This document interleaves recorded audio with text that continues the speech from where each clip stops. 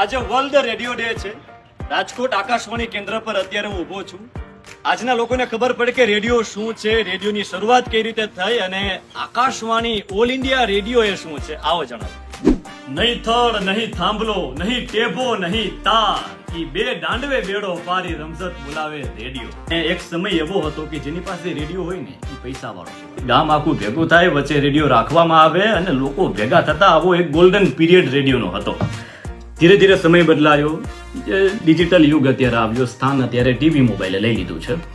મારી સાથે અત્યારે ઉપસ્થિત છે હિતેશ માવાણી સાહેબ, સાથે સાથે રાજુ સાહેબ યાજ્ઞિક. 1955ની 4 જાન્યુઆરીએ આકાશવાણી રાજકોટનું આ કેન્દ્ર શરૂ થયું અને ત્યારથી આજ સુધી સતત અમારું પ્રસારણ ચાલુ છે. બાળકોના કાર્યક્રમો પણ અમે આપીએ, યુવાનો માટેના પણ આપીએ, ખેડૂત ભાઈઓ માટેના પણ આપીએ, કામદારો માટેના પણ આપીએ અને જે સિનિયર સિટીઝન્સ છે એના માટેના પણ કાર્યક્રમો અમારી પાસેથી હોય. અહીંયા કુદરતી આપત્તિ હોય કે માનવ સર્જિત આપત્તિ હોય, એ સમયમાં રેડિયો એકમાત્ર એવું માધ્યમ છે જે સતત ચાલુ રહે છે. પૂજ્ય મોરારી બાપુથી લઈને આપણે હેમુ ગઢવીજીથી લઈને અલગ અલગ ઘણા બધા, કાક બાપુનું નામ લઈએ આપણે, કે કાનજી બાપાની વાત કરીએ, કાનજી બુટા બારોટની, આવું આખું એક લિસ્ટ કદાચ કહેવા બેસું ને તો 1 કલાક નીકળી જાય એવા મહાન કલાકારો અહીંયા ઇન્ટરવ્યુ આપી ગયા છે.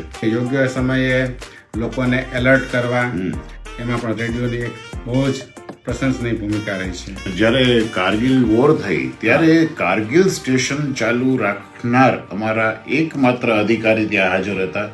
એમણે કારગિલ સ્ટેશન ચાલુ વોર વખતે એ બેને સતત ચાલુ રાખ્યું એકલા હાથે. આ લોકો જ્યાં સુધી રેડિયો સાંભળતા રહેશે અમે પ્રસારણ કરતા રહીશું. કે મેરી આવાજ ही पर्दा है मेरे चेहरे का, मैं हूँ खामोश जहां मुझको वहां से सुनिए. વાહ, ખૂબ ખૂબ આભાર. અને બહુ સરસ મજાનું આજે આપણે વાત કરી વર્લ્ડ રેડિયો ડે પર. તો આપ સૌને પણ આજના દિવસની ખૂબ ખૂબ શુભકામનાઓ.